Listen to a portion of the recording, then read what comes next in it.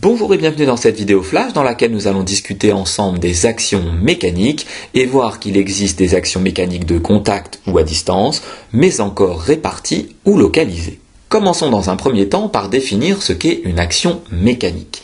En physique, on s'intéresse uniquement aux actions dites mécaniques qui ont pour effet soit de déformer un objet lorsque par exemple on écrase une canette vide, ou alors de modifier la trajectoire d'un objet, c'est le cas lorsqu'on tape dans un ballon, ou encore de modifier la vitesse d'un objet, c'est le cas lorsqu'on pousse un chariot qui était initialement immobile. Attention, il existe également des actions non mécaniques, comme penser à quelqu'un ou réfléchir, mais elles n'ont pas grand intérêt en physique. D'autre part, quand le terme action est employé seul, cela sous-entend action mécanique. Finalement, une action mécanique nécessite donc toujours au moins deux objets.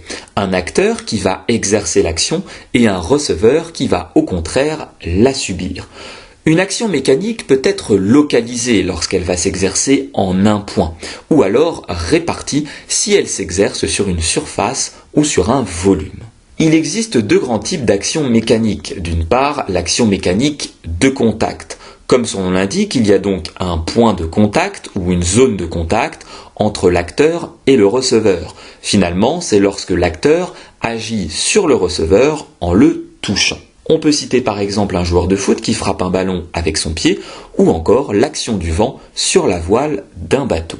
Le deuxième type d'action mécanique est l'action mécanique à distance. Cette fois-ci, l'acteur et le receveur ne se touchent pas.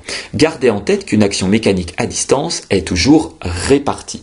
On peut citer par exemple l'action d'un aimant sur un autre ou encore l'action de la Terre sur une pomme. La Terre attire en effet l'ensemble de la pomme et pas un point bien particulier. C'est pour ça qu'il s'agit d'une action mécanique à distance répartie. Cette vidéo flash est maintenant terminée, j'espère qu'elle a été claire. N'hésitez pas à vous abonner à ma chaîne YouTube et je vous dis à très bientôt pour de nouvelles vidéos.